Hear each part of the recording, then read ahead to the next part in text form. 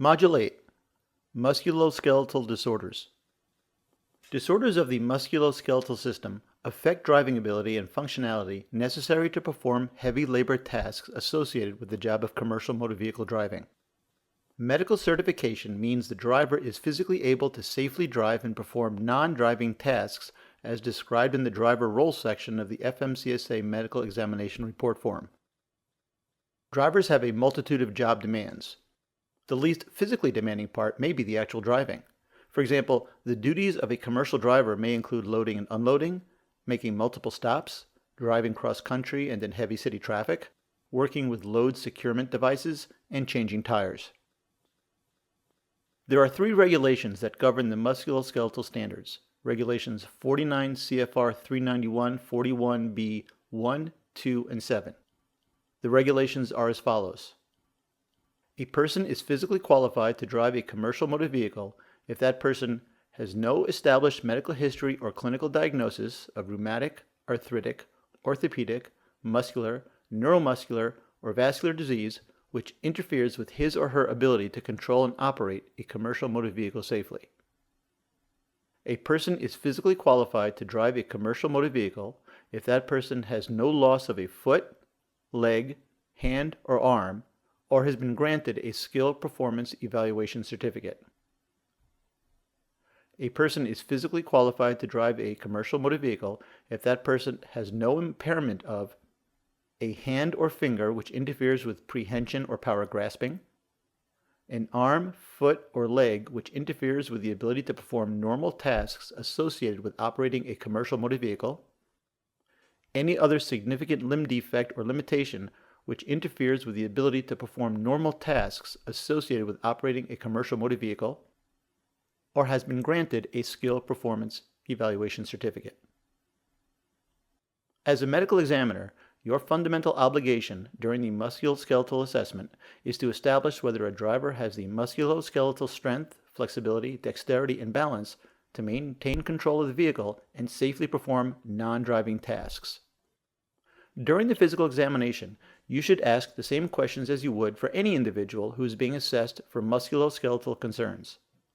Adapt the observation, inspection, palpation, and screening tests of the general musculoskeletal examination to ensure that the physical demands of commercial driving are assessed. For example, rotation of the outstretched arms against resistance as if turning a large steering wheel, movement of the legs in braking and clutching, and so forth. You must review and discuss with the driver any yes or not sure answers to the relevant health history questions on the medical examination report form. Does the driver have a missing or limited use of an arm, hand, finger, leg, foot, or toe? Does the driver have any neck or back problems?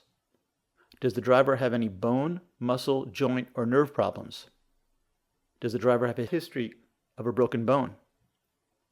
In addition, does the driver have any physical limitations caused by weakness, pain, or decreased mobility and range of motion? Use musculoskeletal medications? Ask about the side effects. Have chronic musculoskeletal pain? Ask about frequency and intensity. The examination should be comprehensive to include all aspects of a musculoskeletal system and focus on specific areas intrinsic to the demands of commercial driving. Specifically, the medical examiner must pay attention to the back and extremities. The examination must ensure that the individual has adequate strength, range of motion, and intact sensory and proprioceptor responses to perform the essential job functions and ensure the safe operation of a commercial vehicle. Additional specific tests or maneuvers might be warranted. These might include strength testing, for example, a hand grip dynamometer, range of motion testing, for example, a goniometer or other objective measure, sensory testing, for example, 2-point discrimination, and provocative physical examination tests for ligament or joint stability. Per the FMCSA, the driver must have sufficient grasp and prehension to control an oversized steering wheel, shift gears using a manual transmission, and maneuver a vehicle in crowded areas. It is important to note that the FMCSA has no specific musculoskeletal weight, strength, or mobility guidelines for lifting, pushing, pulling, or bending. All drivers must have the capability to not only drive the vehicle safely, but also to do pre- and post-trip safety inspections, secure the load, and make sure that it has not shifted. Bus drivers may have some different physical requirements. As a medical examiner, you determine if the severity of a reversible or progressive musculoskeletal disease interferes with driving ability. If findings so dictate, radiology and other examinations should be used to diagnose congenital and acquired defects or spondylolisthesis and scoliosis. You must document discussion with the driver about any affirmative history, including onset, date, and diagnosis, medication dose and frequency, any current limitations.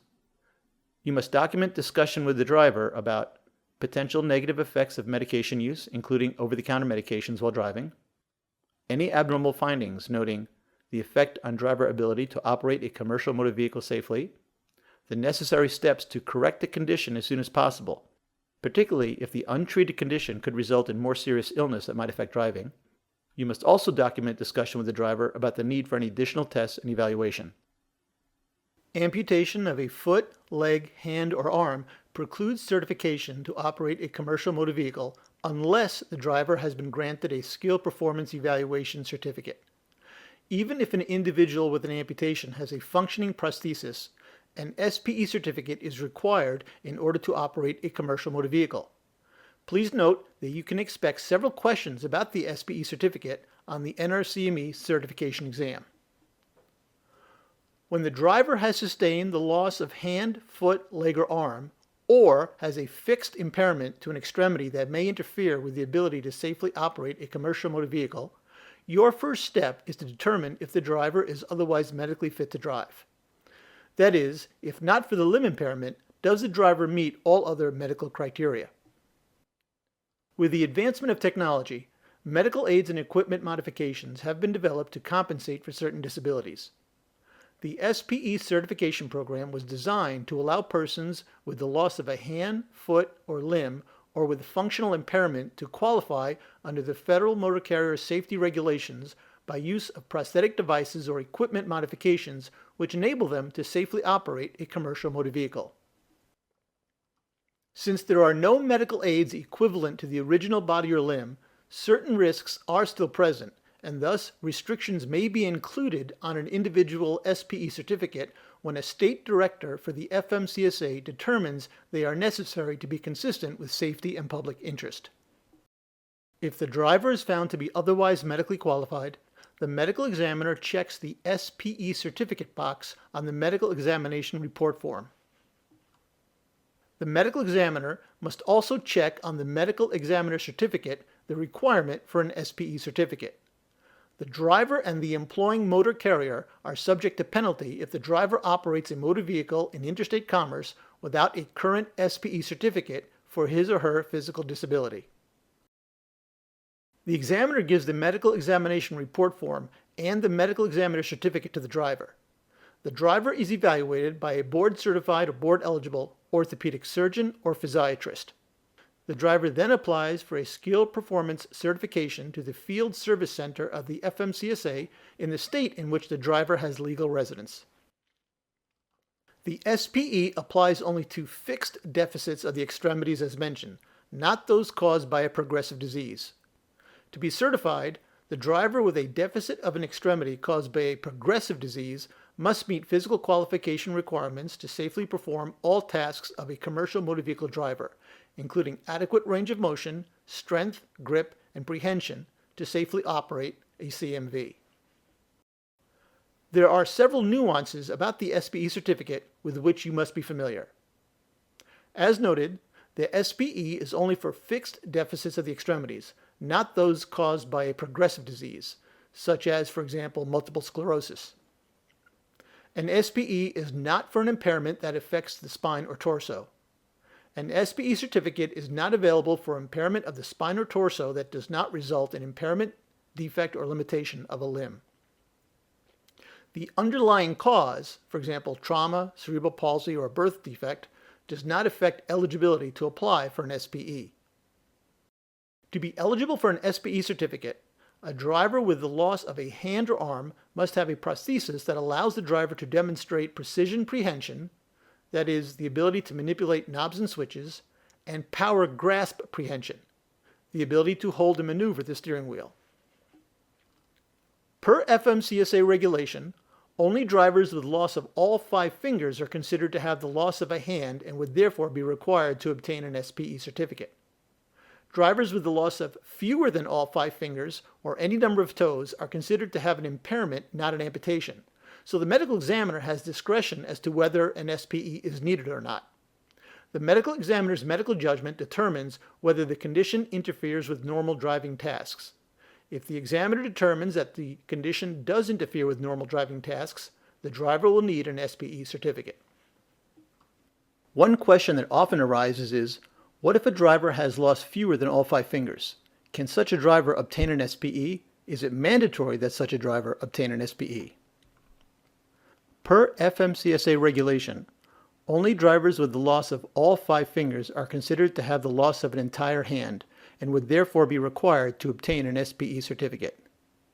Drivers with the loss of fewer than all 5 fingers are considered to have an impairment, not an amputation, so the medical examiner has discretion as to whether an SPE is needed.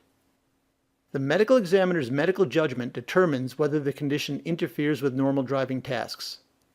If the examiner determines that the condition does in fact interfere with normal driving tasks, the driver will need an SPE certificate.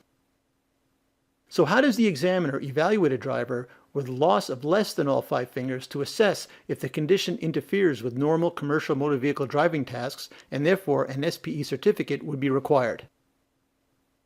The driver must demonstrate precision prehension, that is, the ability to turn switches on and off, and power grasp prehension, the ability to hold onto and maneuver the steering wheel, separately with each upper limb.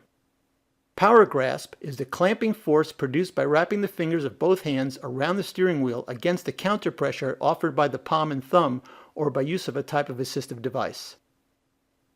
Responsibility of the medical examiner regarding the SPE certificate. In addition to determining if an SPE certificate is needed, you must determine if the driver is otherwise medically qualified. When completing the medical examination report form, the medical examiner is required to document the specifics of the need for an SPE certificate, including the cause of the limb amputation or impairment. Also, on the medical examination report form, check the box accompanied by a skill performance certificate. On the medical examiner certificate, to certify that a driver requires an SPE certificate and is otherwise medically qualified, mark the accompanied by an SPE certificate option. By checking this box on the medical examiner certificate, you certify that the driver fails to meet one or more of the limb requirements in Regulation 49 CFR 39.1.41, meets all other physical requirements, and the medical examiner certificate is not valid until the driver applies for and receives an SPE certificate. The FMCSA issues the SPE certificate for 2 years, but the medical examiner can certify for less than 2 years if warranted by other conditions. Detection of an undiagnosed musculoskeletal finding during the physical examination may indicate the need for further testing and examination to adequately assess medical fitness for duty. Diagnostic-specific testing may be required to detect the presence or severity of the musculoskeletal condition. The additional testing may be ordered by the medical examiner, primary care physician, or musculoskeletal specialist, for example, an orthopedic surgeon or physiatrist. When requesting additional evaluation, the specialist must understand the role and function of a driver. Therefore, it's helpful if you include a description of the role of the driver and a copy of the applicable medical standards and guidelines with the request. Grip may be objectively evaluated with formal testing, but the FMCSA does not require any specific tests for assessing grip power. Examples of grip strength tests include dynamometer, designed to measure grip strength, sphygmomanometer, used as a screening test for grip by having the applicant repeatedly squeeze the inflated cuff while noting the maximum deflection on the gauge. The driver must have sufficient grasp and prehension to control an oversized steering wheel, shift gears using a manual transmission, and maneuver a vehicle in crowded areas. Review questions. As a medical examiner, can you grant a driver a skill performance evaluation certificate? No. Only the FMCSA can grant drivers an SPE certificate. The FMCSA regional centers, including contact information and territory serviced, are listed on the FMCSA website SPE program page. According to regulation, what is the certification period for an SPE certificate? What is the maximum certification period when medical certification must be accompanied by an SPE certificate? The SPE certificate is issued for 2 years. The otherwise medically qualified driver with a fixed deficit requiring an SPE certificate may be certified for up to 2 years. For each of the following conditions, determine if the driver must apply for a skill performance evaluation certificate. The driver is missing the 4th and 5th fingers of the right hand. He has a strong hand grasp. The driver does not require SPE for certification. The medical examiner can assess for adequate grip strength. However, if any question of ability exists, the medical examiner may request a treating or specialist evaluation. The driver is missing his right foot since age 2. He uses a prosthesis and runs marathons. The driver requires an SPE for certification. Regardless of the driver's ability to adapt to other challenges, the driver must still demonstrate adequate skill in operating a commercial motor vehicle with the fixed deficit. A driver status post crush injury to the left arm. He has atrophy and weakness in the ulnar distribution. This driver requires an SPE for certification. The driver must demonstrate adequate skill in operating a commercial motor vehicle with the fixed deficit, even if it is impairment and not loss of the extremity. A driver suffering from carpal tunnel syndrome. The driver has weak hand grasp. This driver does not require an SPE for certification. Only fixed deficits can be qualified using the alternate standard. Carpal tunnel syndrome can be treated or, left untreated, can worsen, causing increased impairment. Certification only occurs if the weakness in grasp is a fixed deficit after maximal treatment, preventing any future deterioration from carpal tunnel syndrome. A driver presents for clearance to return to driving a commercial motor vehicle 6 weeks after arthroscopic carpal tunnel repair on his right hand. Can he be recertified, and if so, for how long? The medical examiner would confirm that the driver meets standards by testing to determine if grip strength, prehension, sensation, and range of motion are sufficient to control the steering wheel and shift gears, as well as to perform other job tasks. The driver can be certified for 2 years as long as he meets all other qualification standards. Clinical scenario. Ms. Patricia Odell is a 42-year-old female who presents for a recertification examination. Ms. Odell had a cubital tunnel release in her right elbow 4 months ago. She did not bring any documentation from the surgeon and states that the physician retired 2 months after performing her surgery. She has not been seen by anyone else as part of surgical follow-up. She denies any prescribed medications and admits to taking an occasional over-the-counter ibuprofen, mainly for menstrual cramps. Physical examination reveals a recent scar on the right elbow, compatible with surgery about 4 months ago. Careful examination of strength in the upper extremities, focusing on grip strength, reveals symmetrical strength and mobility. The right elbow flexes and extends to full range.